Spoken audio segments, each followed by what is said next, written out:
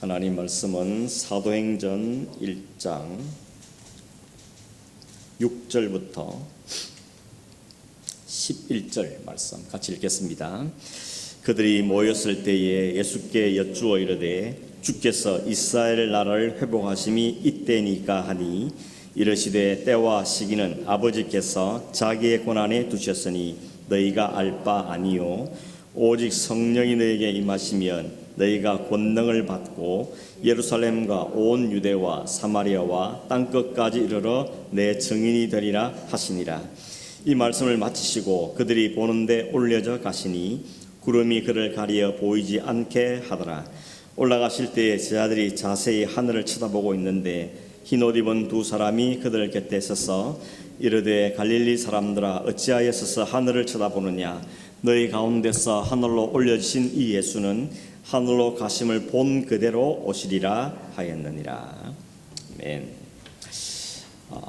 이 8절 말씀이 사도행전 전체의 키가 되는, 열쇠가 되는, 핵심이 되는 말씀이다. 이렇게 말할 수 있습니다. 다 잘 아시죠?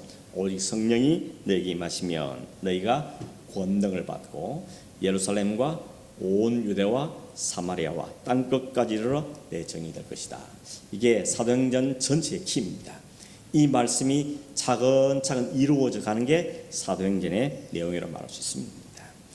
이 말씀 하신 다음에 주님께서 하늘로 올라가시죠.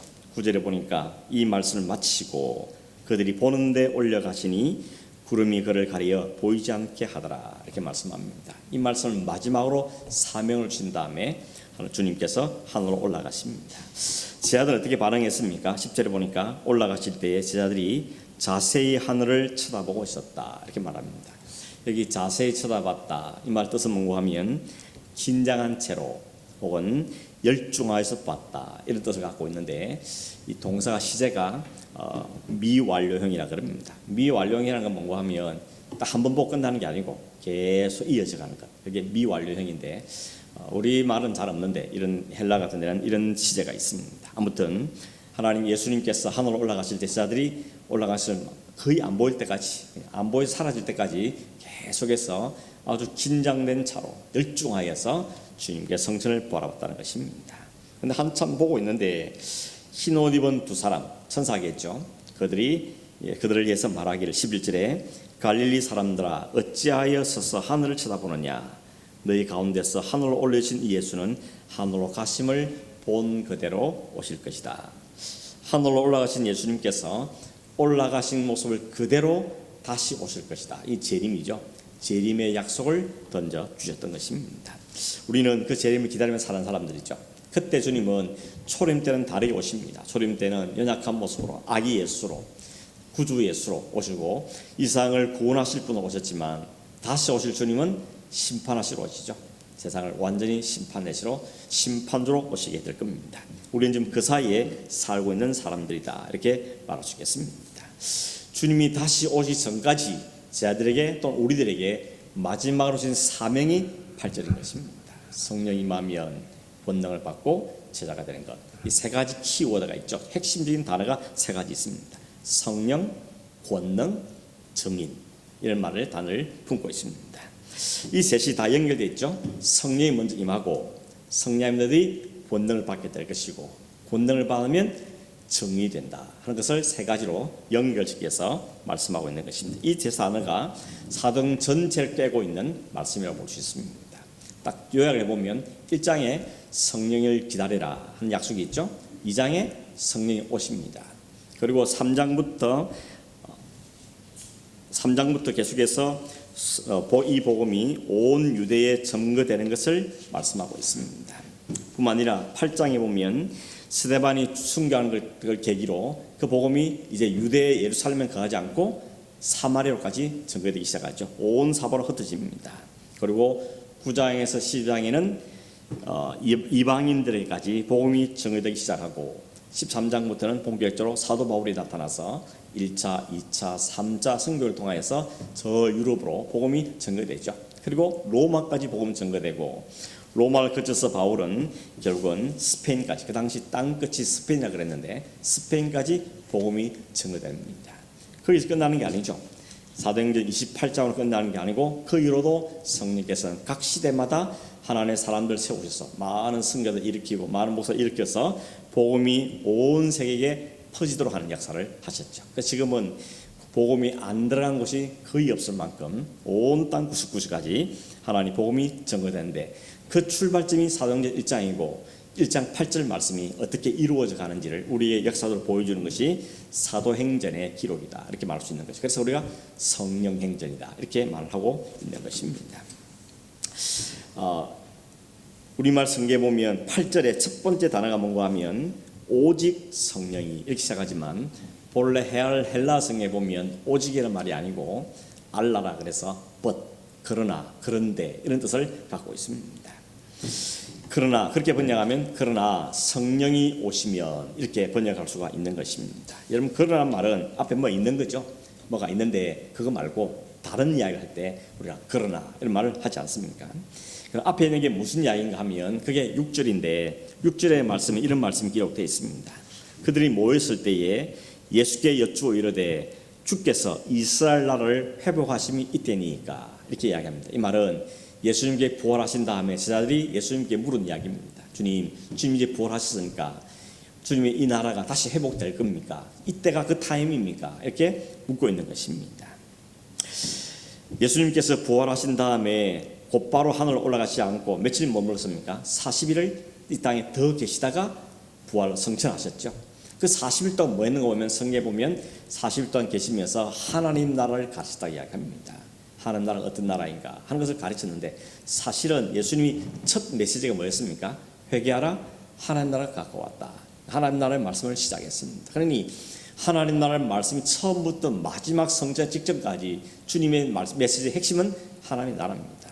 하나님이 어떤 분인가, 그 나라는 어떤 나라인가, 누가 그 땅에 들어갈 수 있는가, 그 나라는 우리의 복을 주시는가, 이런 하나님 나라를 가르치는 것이 주님의 목적입니다. 그런데 제자들은 뭐라 그럽니까? 이스라엘 나라가 회복되는 게 이때입니까? 라고 말합니다.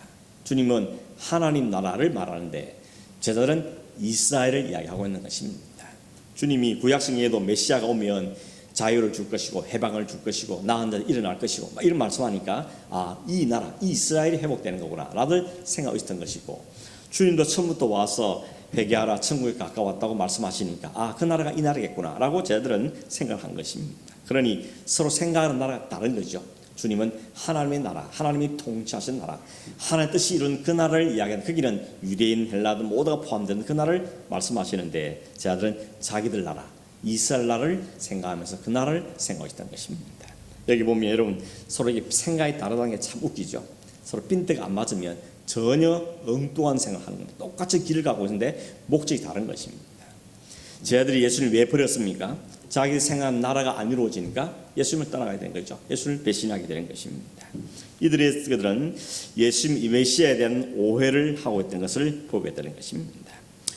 그들은 그 나라 이스라엘의 회복을 생각하고 있는데 어이없게 예수님이 로마로부터 해방시키고 새 나라를 일으키고 자기들을 이롭게 할 나라, 그 축복된 나라를 기대하고 있는데 오히려 예수님이 로마 군인한테 질질 끌려가더니 매를 맞고 채찍질을 맞고 결국 창에 찔리고 그러더니 너무 허무하게 한 번도 반항도 해보지 못하고 꿈틀도 못하고 그냥 십자가에서 죽는 걸 보고는 자들 다 실망한 것이죠. 그래서 어떻게 합니까? 다 고향으로 돌아가지 않습니까? 그동안 예수님 따라 버렸던 배를 다시 수선하고 예수님 따르겠다고 버렸던 그물을 다시 깁고 그렇게 해서 다시 생계를 이어가겠다고 완전히 낙심천만에 빠지게 되는 것입니다. 그런데 그런 자들에게 주님 찾아가시죠.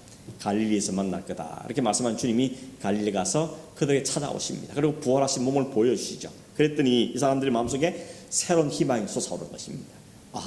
주님이 죽은 걸로 끝난 줄 알았더니 다시 부활하시거나 부활하신 목적이 이 나라를 회복하는 거구나. 또 다시 그게 생각에 미치는 거죠. 그러니까 예수님께 묻는 겁니다. 주님이 부활하셨으니 이제 드디어 이 나라를 회복하려는 겁니까? 이때가 바로 그때입니까? 라고 주님께 물은 것입니다. 그런 그들에게 예수님께서 뭐라 대답하신 겁니까? 때와 시기는 아버지께 있으니 거기 신경 쓰지 마라. 니네들 신경 끌 것이 아니라는 겁니다. 아버지께 자기의 권한을 두시니 너희가 알 바가 아니라고 이야기하는 것입니다. 쟤들의 관심은 그때가 언제냐? 그게 늘 관심이 많은데 주님은 그때는 하나님께서 할 거다. 그러니 거기에 대해서는 크게 관심을 가지 말고 정말 중요한 것은 그때가 될 때까지 우리가 어떻게 살아야 되는가, 뭘 위해 살아야 되는가 하는 게 중요한 것이다 하는 걸 주님께서 지금 말씀하고 계시는 것입니다. 그때 그 타이밍보다는 그때가 될 때까지 우리는 어떻게 살아야 될 것인가, 무엇을 초점하고 살아야 될 것인가, 뭘 위해 살아야 되는가, 이걸 더 중요시 여기라는 것이죠. 그러면 그 날이 내일이든지 모레든지 10년이든지 아무 관계 없다는 겁니다. 그 날을 잘 준비하고 사는 게 중요하다는 것을 말씀하고 있습니다. 거의 할 일이 뭡니까? 그게 바로 8절인 것입니다. 예루살렘과 유대와 사마리아와 온 땅끝까지 이르러서 복음의 증인이 되는 것, 예수의 증인이 되는 게 너희 그날이 될 때까지 해야 될 일인 것을 주님은 지금 말씀하고 있는 것입니다. 사실 이 말도 제자들한테는 굉장히 충격이었을 겁니다. 왜냐하면 유대인들이 선민사상을 갖고 있지 않습니까? 유대인들은 구원받고 다른 이방인들은 구원 못 받는다. 우리는 아브라함의 후손으로서, 다윗의 손으로 하나님 특별히 뽑아 세운 하나님의 구원받을 선민이다, 이렇게 생각하기 때문에 이방인들 어떻게 취급했습니까? 저 개 같은 사람들, 이렇게 취급해버린 것이죠. 이게 선민사상, 유대인이 갖고 있는 생각인데 주님 뭐라 그럽니까? 너희들이 내 증인이 되라 했을 때 예 알겠습니다, 증인이 되겠습니다, 이럴만 한데 주님께 말씀하신 것은 뭡니까? 예루살렘만이 아니고 유대만이 아니고 너희들이 개같이 치고는 저 사마리아까지도 가야 되고 땅 끝까지 가서 복음을 증인이 된다. 주님께서는 그렇게 말씀하신 것입니다. 주님께서 이 말씀을 했을 때 제자들이 충격을 받았겠죠. 그러나 주님께서는 그 명령만 주신 것이 아니고 말한가 하면 이 일을 하기 위해서 너희들이 꼭 필요한 게 있다는 걸 말씀하십니다. 너희들이 정의이 되는 게 쉬운 게 아니라는 것입니다.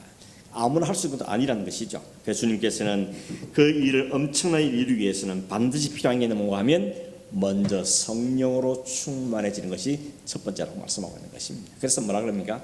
예루살렘 떠나가지 말고 여기서 내가 약속한 성령을 기다리라고 주님께서는 말씀하시는 것입니다. 여러분, 하나님 하시는 방법들 그렇습니다. 우리에게 이걸 지켜라, 이거 해라 라고 명령만 던지는 하나님이 아니고 그 명령대로 살 수 있도록 돕는 분이 하나님이라는 것입니다.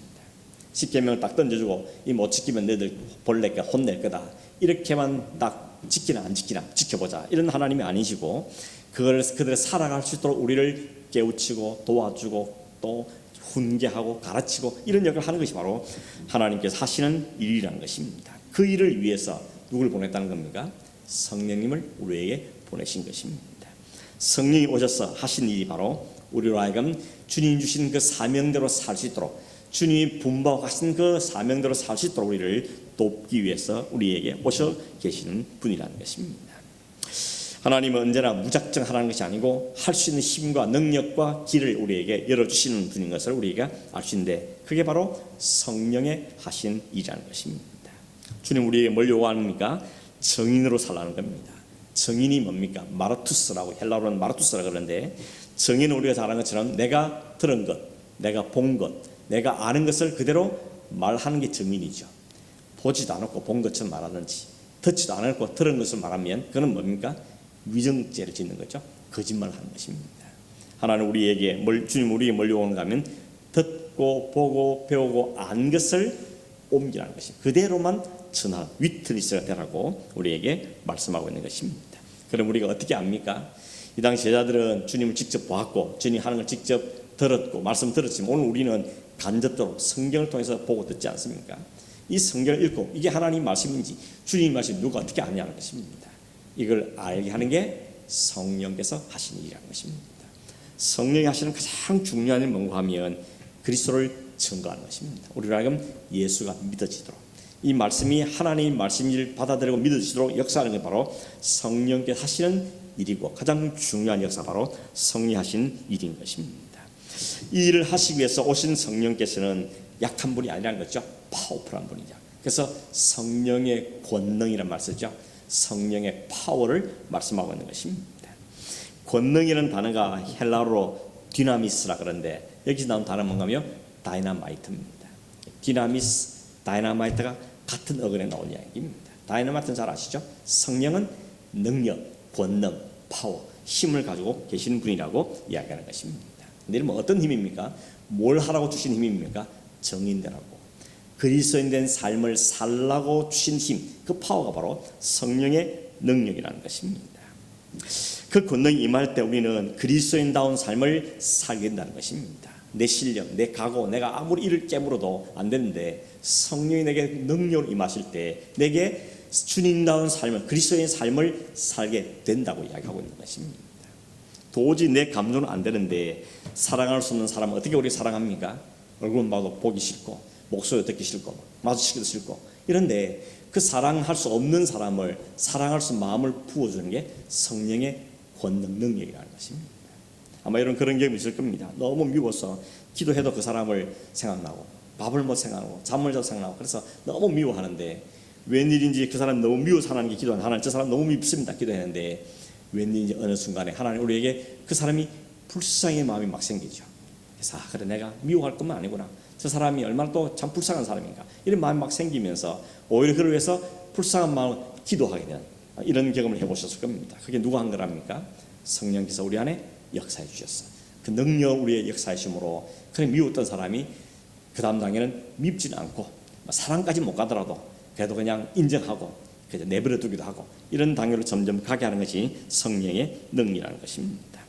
살면서 환난도 당하고 고난도 당하고 도무지 이해할 수 있는 일이 막 벌어질 때 우리가 믿음 없을 때는 날 불평하고 원망하고 누구한테 타닥거리냐 이해하고 그랬지만 그렇게만 늘 살았는데 우리의 믿음이 생기고 성령이 우리의 역사하시니까 그 속에서도 하나님 뭘 하시기 원하는가 이런 마음이 생기지고 이걸 통해 뭘 깨닫게 하실까 이런 마음도 생기게 만들고 그래서 이걸 겪고 나서 하나님이 나에게 이런 일을 하시려고 이런 어려움을 준 거구나 하는 그 깨달음이 우리에게 생기죠. 이 모든 게 다 성령이 하신다는 겁니다. 성령이 우리한테 그런 마음을 부어주신다는 것입니다. 그래서 여러분 세상에는 능력이 없으면 해피하지 않죠. 세상에 돈이나 권세나 능력이 있으면 해피하지만 없으면 해피하지 않지만 그리스도는 어떻습니까?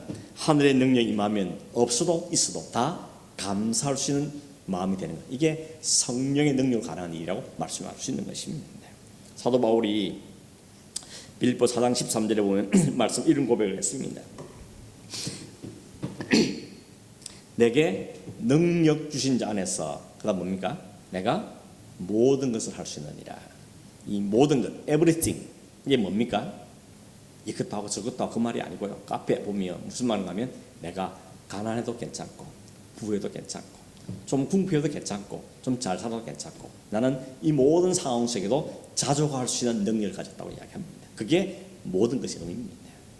우리는 주님께 기도하면 모든 걸 다 준다 이런 의미를 생각하는데 그 말씀이 아니고 어디 형편에 쳐도 나는 그리스도인다는 삶을 유지할 수 있다 이 고백을 지금 하고 있는 겁니다. 사도 바울 보십시오. 얼마나 힘들게 살았습니까? 바울이 뭐 집을 큰째 가졌습니까? 뭐 성령차를 타고 다녔습니까? 마차를 타고 다녔습니까? 늘 쫓겨다니고 도망다니고 핍박받으면 또 여기 가고 저희가 핍박받으면 또 다른 데 가고 그렇게 평생을 산 사람인데 뭐가 그렇게 대단해서 나는 모든 걸 할 수 있다 이런 고백을 할 수 있겠습니까? 그 모든 것 속에는 내가 하나 은혜 주셔서 배부르면 그것도 너무 감사하고 또 굶주려도 그 굶주 속에도 하나님 은혜 주실 것에 또 감사하고 이런 고백을 하고 있다고 이야기하고 있는 것입니다. 이게 능력입니다. 어떤 환경에서도 비굴해지지 않는 그 안에서도 당당할 수 있는 그게 바로 성령이 주시는 능력이라는 것입니다. 이게 어떻게 세상 사람들이 누릴 수 있는 게 있습니까? 세상 사람들은 있으면 춤추고 없으면 불평하고 뺏어오고 이렇게 살아야 되는 게 세상 사람들이지만 하나님의 사람, 이 성령의 사람들은 하늘로 권능을 받은 사람들은 어떤 환경에 살아도 그 속에 하나님의 뜻을 찾아내고 하나님 계획에 순종하게 되고 그 하나님 찬송하는 일들이 우리 안에 일어나는 이게 참 놀라운 기적이 오늘 우리 가운데 일어나고 있는 것입니다. 우리 모두가 다 이런 기적의 삶을 살고 있지 않습니까?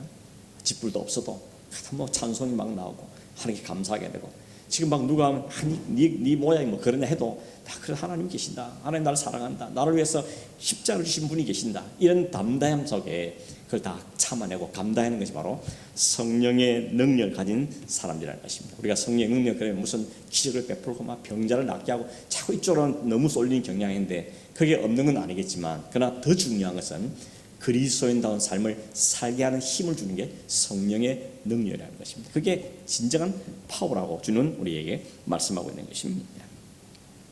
오늘 주님께서는 성령이 너에게 임하시면 너희가 권능을 받고 예루살렘, 온 유대, 사마리아 땅끝까지 이르러 내 정이 될 것이라고 말씀하고 있습니다. 여러분 정이라는 것이 뭡니까? 그냥 복음을 전하는 사람, 전도자, 선교사 그 사람들만 정인이 아니죠. 정인이라는 게 뭡니까?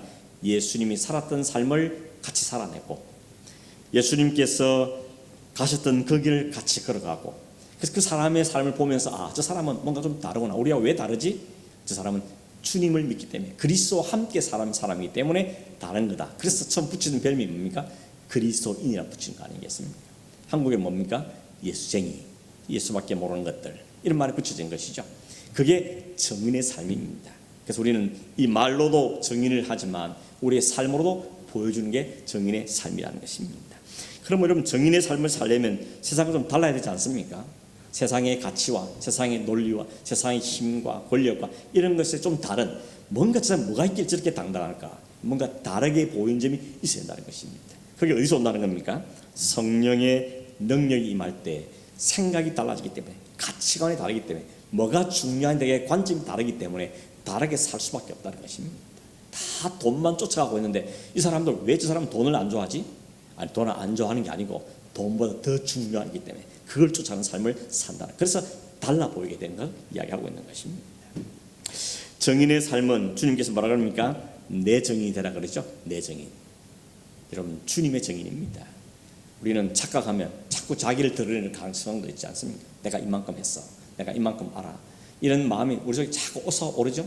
말하고 싶은 건질기지 않은 이 속성이 우리에게 있습니다. 그러나 주님께 우리에게 말하기를 내 정이 되라고 우리에게 말씀하고 있는 것입니다. 우리가 좀 더 기도하고 좀 더 말씀을 많이 알고 좀 더 봉사하면 그 자체가 감사한 일이고 그게 기뻐할 일인데, 그걸 가지고 자기를 과시한 쪽으로 사용하는 것은 여전히 우리에게 연약함이 있고 여전히 우리의 죄성이 있다는 것을 반영해주고 있는 것입니다. 예수님이 그렇지 않습니까? 예수님이 저 건너가고 자기 드러낸 적이 있습니까? 예수님이 하나님의 아들이심을 드러낸 것 외에는 아무런 걸 드러내지 않은 것을 보게 되는 것입니다. 더군다나 정의라는 단어가 마르투스라 그랬죠. 이 마르투스라는 말에서 나온 단어가 뭔가 하면 마트스라고, 순교라는 단어가 여기서 나왔습니다. 정의는 바로 순교의 삶을 각오한 사람들이다. 그 말도 의미를 담고 있다는 것입니다. 실제로 그렇죠. 여러분, 예수님을 믿고 이 초대에 있던 1세기에 있던 성도들이 다 순교를 당하지 않습니까? 12 제자들이 다 순교를 당하고, 그를 따른 스데반도 순교를 당하고, 바울도 순교를 당하고, 하여튼 이어지는 많은 신앙의 사람들이 순교의 삶을 삽니다. 우리의 한국의 신앙의 선배들도 많은 분들이 그 옥고를 치르고 예수를 비판하는 것 때문에 막 그걸 부정하지 않다가 순교를 당한 사람이 얼마나 많은지 모릅니다. 그러니 여러분도 순교하라는 말보다는 순교자적인 삶을 사는 겁니다. 그리스도를 증거하기 위해서 내 생명도 아끼지 않는 것, 그게 바로 정인의 삶이라는 겁니다. 제 아들도 처음에는 못 그랬습니다. 저도 처음에는 그럴 수가 없었습니다. 3년이나 예수님과 따라다니고 예수님의 다이렉트 직접 배우고 직접 함께 먹고 사면서 배웠지만 결국 정작 십자가 앞에서는 다 도망가는 연약한 사람들이었습니다. 여러분, 말하는 베드로 뭐랬습니까? 다 버릴지라도 나는 안 버립니다. 내가 죽을지라도 주님을 따릅니다. 말은 잘했는데, 그죠? 말대로만 살 수 있으면 얼마나 좋겠습니까? 우리도 이런 말한 만큼 살 수 있으면 너무 좋겠죠. 근데 말대로 살지 못하는 게 우리의 죄성이고 연약한 것입니다. 그래서 주님께서 우리에게 뭘 하는 겁니까?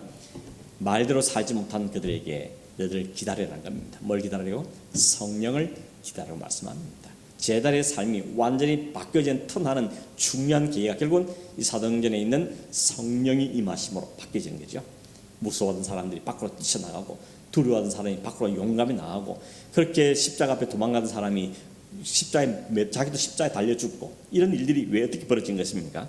그 안에 능력이 임한 겁니다. 어떤 능력이요? 주님과 함께 같이 사는 삶을, 주님을 위해서 사는 삶을 살만한 능력이 그 안에 부어졌다는 것입니다. 거기다 플러스 알파가 뭔가 하면 베드로가 병자도 일으키고 바울도 병자도 낫게 하고 이런 능력도 주었다는 것입니다. 그 능력의 더 중요한 본질은 내 안에 주님을 알고 깨닫고 주님이 누군지 알게 됨을 통해서, 그 성령의 능력을 알게 됨을 통해서 주님의 삶을 살고 싶은 마음이 생겨지고 또 주님을 흉내내는 삶을 살아가고, 아직도 완전하지 못하지만 그 삶을 사는 모습이 내 안에서 드러나기 시작하고, 성령의 열매로서 사랑, 희락, 화평 이런 성령의 열매도 맺히게 되고, 이런 삶이 내 안에 나타나는 게 진짜 성령의 능력이라는 것입니다. 그런 건 없고 그냥 은사로서 기적을 베풀고 뭐 병자를 낮추고 이런 은사만 주면 어떤 일이 벌어집니까? 그 은사라고 자기 자랑하는 것입니다. 그 앞에 사람 줄 세우고 이런 하는 일들이 이런 얼마나 주변에 많은지 모르는 것입니다. 정말 우리가 사모하고 정말 중요한 능력이 뭔가 하면 그리스도인다운 삶을 살 수 있는 능력이 주어진 것, 그게 진짜 능력인 것입니다. 말에서나 삶에서나 결정하는 거나 뭘 사업을 하거나 뭘 하든지 저 사람 참 그리스도인답구나 하는 이 모습이 나타나지는 것이 바로 진정한 능력이라고 이야기할 수 있는 겁니다. 우리는 옛날처럼 1세기 성도들처럼 순교로 이제 할 일이 별로 없죠. 내일이나 알 수는 없긴 하지만 아무튼 우리는 순교하며 살 일은 별로 없을 것 같습니다. 그러나 순교적인 마음을 갖고 사는 건 필요한 것이죠. 순교라는 게 뭡니까? 주님을 따르다 보니까 당하는 게 순교이지 않습니까? 그런데 우리의 순교의 삶이라는 것은 주님을 따르기 때문에, 주님을 따르다 하기 때문에 자기를 부정해야 되고 자기를 포기해야 되고 또 양보해야 되고 그런 삶을 사는 게 바로 순교적인 삶을 사는 것이라고 이야기하는 것입니다. 한 가지 더 생각하는 건 뭔가 하면 주님께 이렇게 말하죠. 오직 성령이 너에게 임하면 너희가 권능을 받을 것이고 예루살렘과 유대와 사마리아와 땅끝까지 이르러 내 증인이 되라고 하지 않고 될 거라고 이야기했습니다. 영어에서 보면 will be죠. 그렇게 될 거다. 너희가 내 제자가 될 거라고 말합니다. 이건 그러니까 뭡니까? 되라고 명령이라보다는 하나님 약속인 것입니다. 성령을 기다리라. 성령이 임하면 너희가 내 증인이 되어질 거다. 주님 그렇게 말씀하는, 그렇게 말은 뭡니까? 우리 보고 하란 말이 아니고 성령이 하실 거니까 그 성령에 잘 순종해라는 것입니다. 성령을 사모하고 성령의 능력을 덧입어서 주님의 제자의 삶을 살게 될 때 감사하면서 내가 어떻게 내 같은 것이 어떻게 이렇게 성령의 열매를 맺고 사는가, 내가 어떻게 복음을 위해 살 수 있는가, 내 인생이 왜 이렇게 달라지는가, 이런 수동체적인 역사들이 우리 안에 일어날 거니까 그때 놀라지 말고 성령의 역사심에 잘 순종하고 감사하면서 기쁨으로 기꺼이 그 삶을 살라고 주님께서 우리에게 말씀하고 있는 것입니다. 되도 않을 것을 막 명령하고 어거지로 부르시는 하나님이 아니고 내가 그렇게 만들어 갈 거니까 기대하라는 겁니다. 걱정하지 말고 성령을 이끌어가서 그렇게 만들어 갈 거니까 너무 불안하지 말고 염려하지 말고 네가 해보겠다 너를 발버둥치지 말고 성령을 구하고 성령 의존을 하고 성령의 도우심을 구하고 성령 우리 안에서 깨닫게 되면 그 깨닫음에 순종하고 말씀을 깨닫게 되면 그 말씀에 순종하고 또 사람을 통해 깨닫게 하면 그 말씀도 순종하고 그렇게 순종해 갈 때 우리 안에서 성령의 열매의 인격적인 삶 열매를 맺힐 것이고 우리의 능력인 삶을 살아감으로 그리스도인다운 삶을 살게 될 것을 우리에게 말씀하고 있는 것입니다. 이 말씀은 처음 한 말씀이 아닙니다. 구약 때부터 계속 하나님이 하신 말씀입니다. 한 가지 말씀만 들어보면 이사야 43장 10절에 보면 이렇게 말씀하시죠. 하나님께서 너희는 나의 증인 나의 종으로 택함을 입었나니 이는 너희로 나를 알고 믿으며 내가 그인 줄 깨닫게 하려 함이라. 뭐가 먼저입니까? 깨닫고 알고 믿고 깨닫게 되면 주님 하나님의 증인이 된다고 말씀하고 있는 것입니다. 그런데 이스라엘은 그 역할에 실패했죠. 이스라엘 백성을 먼저 부르신 이유는 그 백성을 통하여서 모든 사람들에게 복음을 전한 그 삶을 살겠네. 자기들마저도 하나님 말씀에 순종하지를 못합니다. 말씀 앞에 순종하지 못하고 오히려 메시아를 십자가에 내모는 사람들이 이스라엘 백성이었던 것입니다. 그런 사람들에게 진짜 종인 참된 종이신 그리스도를 보내셔서 그 모든 죄악과 연약함을 다 담당하시고 이어서 성령을 우리에게 허락하심으로 성령께서 지금도 우리 안에서 역사하셔서 그 주님이 하신 일이 무슨 의미를 깨닫게 만들고 길을 열어주시고 눈을 열어주셔서 보게 하고 듣게 하고 깨닫게 하셔서 하나님 말씀에 순종하는 삶을 정인의 삶을 살아가도록 이끌어 가신다는 것이 구약 때부터 하나님이 약속하신 겁니다. 내가 이 백성을 그렇게 만들 백성이다. 하나님 그렇게 부르셨던 것이고 그것이 유대인만 그런 줄 알았더니 나중에 알고 보니까 하나님 그 아브라함을 출발점으로 삼아서 온 열방 중에 하나님 백성들을 불러올 것을 하나님께서 우리에게 말씀하고 있었던 것을 우리가 깨닫게 되어지는 것입니다. 그 이사야의 말씀대로 참된 종 예수님이 오셔서 그 모든 구원의 일들을 완전한 정의 되어 주실 뿐만 아니라 그 사역으로 많은 사람이 눈이 뜨여지고 귀가 열리고 하나님 나라를 깨달아지는 은혜를 누리게 될 것이고 그 성령을 통해서 오늘도 여전히 그 역사가 일어나고 있는 것을 우리가 경험하며 사는 것입니다. 여러분 성령을 받아서 권능을 입은 자에게 보여지는 것은 예수 그리스도와 그분을 따르는 삶을 사는 것이 보여지는 것입니다. 다른 걸로 보이는 게 아니고 저분의 삶을 보니까 저분의 가정을 보니까 저분의 모습을 보니까 주님을 따르는 게 저런 거구나 하는 것이 우리에게 나타난다. 그것이 성령의 능력이 우리를 그렇게 나타나게 한다는 것입니다. 뿐만 아니라 자기가 알게 된 그리스도를 다른 사람에게 증거하는 말로 증거하고 글로 증거하고 이런 정인의 삶을 살게 한다는 것입니다. 여러분 뭘 알아야지 뭘 깨달아야지 증언하는 거 아닙니까? 내가 맛있는 거 먹어봐야 어느 집에 갔더니 너무 맛있더라고 말하는 거지 맛도 모르면 그럼 할 수가 없게 되는 것이죠. 그것처럼 하나님 말씀의 진미를 깨닫고 하나님 능력을 우리가 잘 알게 되면 그 경험하고 깨달은 것을 다 증거하는 삶을 살게 되는 것을 우리에게 말씀하고 있는 것입니다. 오늘 이 말씀은 제자들에게만 주신 말씀이 아니고 주님이 다시 오실 때까지 그날을 기다리며 사는 오늘 우리 모두에게 주신 말씀입니다. 선교사에게만 주신 말씀이 아니고 목사에게만 주신 말씀이 아니고 우리 모두가 다 그리스도인다운 삶을 살아야 될 사람들이고 그렇게 살 때 그 자체가 바로 정인의 삶이라는 것을 우리에게 말씀하고 계시는 겁니다. 출발점 어디라고요? 성령이 임하시면. 이미 우리 안에 성령이 임하시지만 그 성령께 우리를 능력으로 관건적으로 역사하실 때 우리 안에 놀라운 역사가 일어나게 될 것이고 그 역사가 우리 가정에서 일어날 것이며 우리의 삶으로 드러나게 될 것을 주님 우리에게 말씀하고 있는 것입니다. 그러니 우리가 내가 정인으로 본받았구나, 그리스도인으로 살아야 될 삶을 받은 자들 하는 것은 먼저 인식하는 게 필요한 것입니다. 우리의 관심과 우리의 생각이 세상 것밖에 안 있으면 좀 곤란한 것입니다. 물론 세상에 열심히 살아야 되죠. 사업도 열심히 하고 일도 열심히 하고 가정 열심히 돌아봐야 되겠지만 이렇게 하는 목적이 뭐냐 하는 것이죠. 이렇게 하는 것은 바로 성령의 역사하신 순종함으로 성령의 열매를 우리 모든 삶과 드러나는 것이 우리 궁극적인 목적이라는 것을 꼭 기억해야 되는 게 필요한 것입니다. 여러분 에베소 5장에 보면 성령의 충만을 받으라 한 다음에 성령 충만을 받으면 어떤 일이 벌어지를 설명하기를 제일 먼저 나오는 게 뭔가 하면 시와 찬미와 신령한 노래를 하게 될 거라고 합니다. 하나님을 찬송해야 된다는 거죠. 성령 충만 받으면 먼저 기적을 뵙고 이게 먼저가 아니고 하나님을 찬송한다고 이야기하고 그 다음 바로 이어지는 게 뭡니까?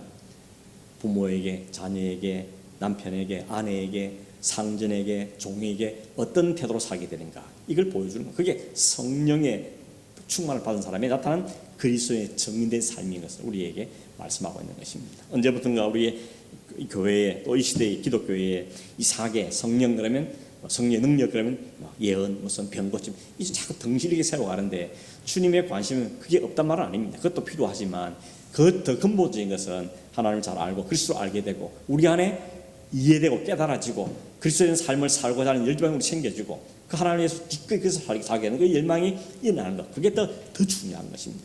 그 마음을 갖고 복음을 전하려니까 필요하니까 병고침 은사도 주시고 능력도 허락해 주시는 것이죠. 베드로가 뭐라 그럽니까? 성령 받은 다음에 성전 명령을 안 사람을 이렇게 세우니까 그 사람 앞에 절하려고 그러니까 아슬아슬아 우리한테 절하지 마라. 그냥 성령이 하신 거다. 성령이 나를 사용하는 게 불과한 거다. 내가 성령 충만했더니 내 삶에서 이런 열매가 나타나는 것이 내가 한 건 아니라고 손살을 치면서 말령을 보지 않습니다. 바울과 바나바도 그랬죠. 우리를 신으로 섬기지 마라. 우리는 신이 아니다.